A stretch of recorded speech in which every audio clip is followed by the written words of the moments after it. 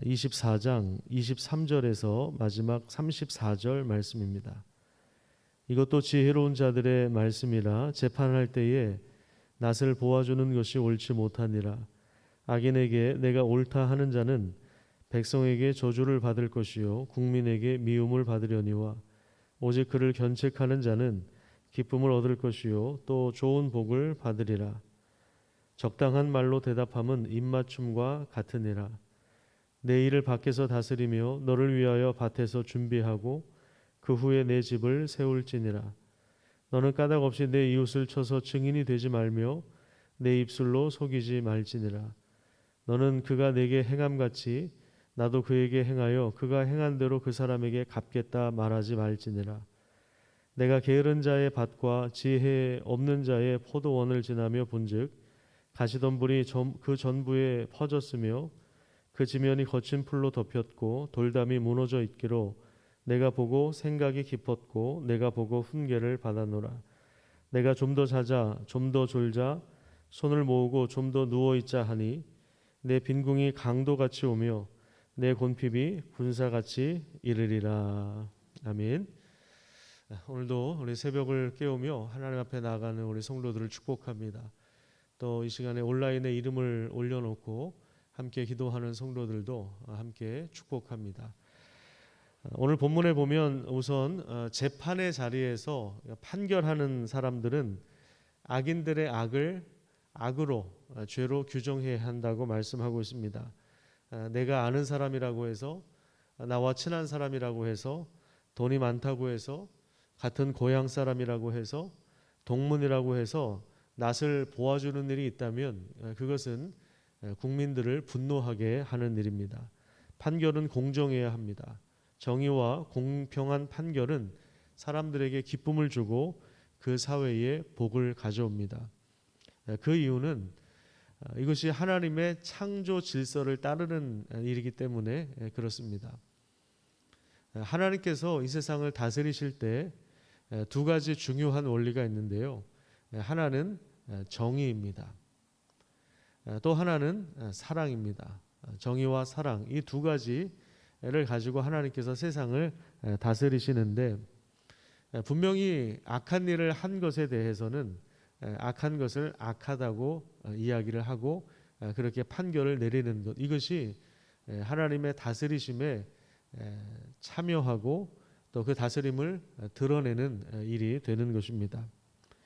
우리 삶의 모든 영역에서 우리는 치우친 생각을 할 수 있습니다.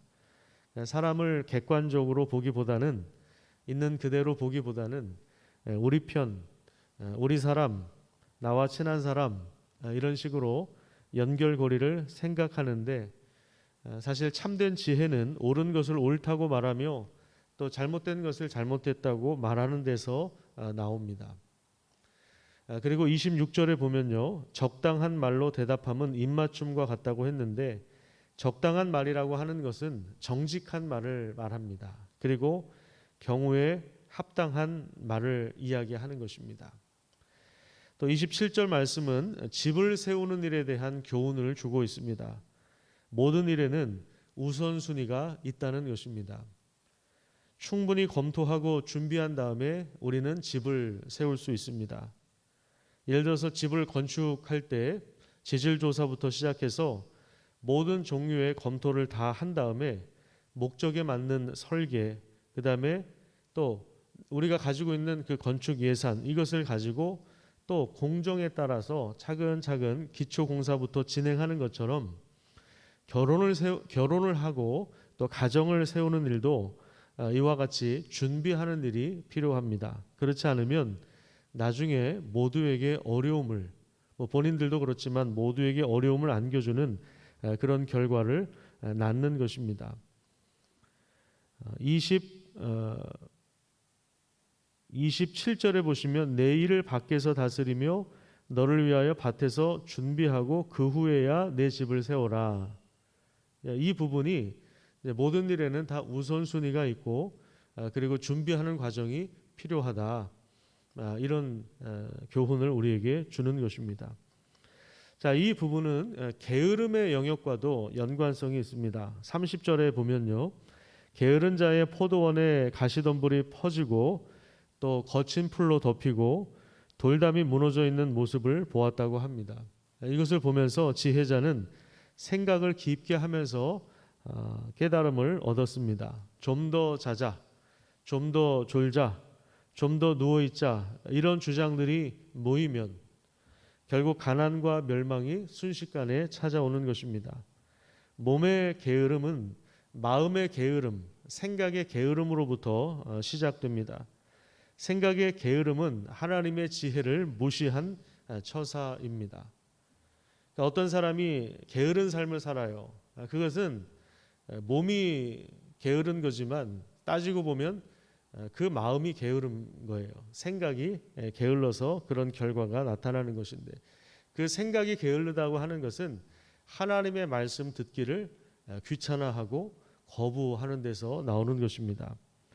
30절에 보시면요, 게으른 자와 지혜 없는 자를 동일하게 여기죠. 게으름이라고 하는 것은 자신을 방치하는 거예요.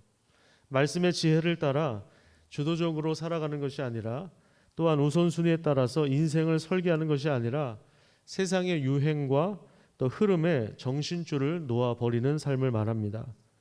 하나님은 우리 인생 가운데 땅과 포도원을 허락해 주셨습니다. 그래서 시간이 지나고 나서 보면 어떤 사람은 그 땅을 아름답게 가꾸어서 많은 나무와 열매를 맺도록 살아갑니다. 하지만 어떤 사람은 그 땅을 망가뜨리고 가치 없는 땅으로 만들어버리고 잡초와 동물의 오물이 가득하게 합니다. 가치 없는 땅으로 그냥 내버려 두는 것입니다. 하나님께서 우리에게 동일한 시간을 주셨습니다. 그리고 우리 각자에게 맞는 재능들을 허락해 주셨습니다. 그런데 어떤 사람은 게을러서 그 땅과 포도원을 가치 없는 땅으로 전락시키는 것입니다. 우리 인생과 삶에 대해서 또 우리가 맞이하는 상황에 대해서 생각을 깊이 하는 그것이 바로 지혜의 시작이고 첫걸음입니다. 성경을 읽는 것도 기도의 시작입니다. 기도는 생각 없이 원하는 것을 표출하는 것이 아니라 우리가 하나님의 말씀을 따라서 생각하고 분별하고 또 질문을 던지고 자기 자신을 성찰하면서 하나님의 뜻이 무엇인가를 깊이 살피는 것입니다. 역사 속에서 일의 진행 방향과 하나님의 뜻의 성취가 어떻게 드러나는가를 확인하는 것입니다. 생각하며 살지 않으면 사는 대로 생각합니다. 잘 기억하셔야 됩니다. 이 부분이 굉장히 중요합니다. 우리는 생각하면서 사는 사람들인가, 아니면 그냥 사는 대로 생각하는 사람들인가? 이것이 바로 게으름이에요. 사는 대로 생각하는 거, 이게 게으름입니다. 생각하면서 살아야 되는데, 생각하면서 경우에 합당한 말을 해야 되는데, 생각하면서 지혜로운 행동을 해야 되는데 그냥 사는 대로, 그냥 닥치는 대로 허겁지겁 그렇게 사는 것, 이것이 바로 게으름이에요. 그러니까 게으름이라고 하는 것은 뭐 아무것도 안 하고 널브러져 있는 것, 물론 이것도 게으름이겠지만 그냥 닥치는 대로 사는 거 있잖아요. 정신없이 그냥 허겁지겁 사는 것, 참 신기하지 않습니까? 새벽에 깨어서 기도하고 하루의 삶을 하나님 앞에 의탁하고, 그리고 오늘 내가 무슨 일을 해야 되는지 미리 좀 쭉 한번 살펴보고 내가 어떻게 살아야 되겠다라는 시간을 가지면, 이 시간 갖는데 한 10분, 20분이면 괜찮습니다. 뭐 길게 잡아야 한 30분입니다. 하루에 한 30분 정도만 먼저 일어나도 우리 인생을 주도적으로 우선순위를 가지고 살아갈 수가 있는 것입니다. 이것이 바로 지혜 있는 삶이죠. 그런데 대부분의 사람들이 그냥 허겁지겁 일어나죠. 허겁지겁 일어나서 허겁지겁 밥을 먹는 둥 마는 둥 하고 안 먹는 경우도 많죠. 또 허겁지겁 출근하고 또 허겁지겁 일하다가 들어와서 TV나 보다가 그렇게 또 잠을 자고, 여러분 그렇게 해서 1년, 2년, 10년, 50년을 사는 사람하고 하루에 30분 먼저 일찍 일어나서 깨어서 하나님의 말씀 먼저 듣고 그 말씀을 통해서 하나님의 뜻이 무엇인가를 분별하고, 그리고 오늘 내가 할 일들을 먼저 살피고 내가 오늘 누구를 만나야 되는지, 내가 어떤 업무를 맡았는지 이런 것들을 살피고 그것을 놓고 기도하고 하나님의 도우심을 간구하고 어려운 문제들을 하나님 앞에 토로하고 그리고 나서 하루를 시작하는 사람, 커피 한 잔 마시면서 여유를 가지고 하루를 시작하는 사람하고 그냥 허겁지겁 인생을 낭비하는 사람하고는 나중에 결과가 완전히 다르게 나타나는 거죠. 지혜 있는 사람의 포도밭과 지혜 없는 게으른 사람의 포도밭의 양상이 나중에는 확연하게 드러날 수밖에 없는 것입니다. 특별히 성경 안에는 이 세상의 모든 역사가 담겨 있습니다. 하나님의 그 역사 속에서 하나님의 그 일의 진행 방향이 무엇인가 그것을 우리에게 보여주고 있습니다.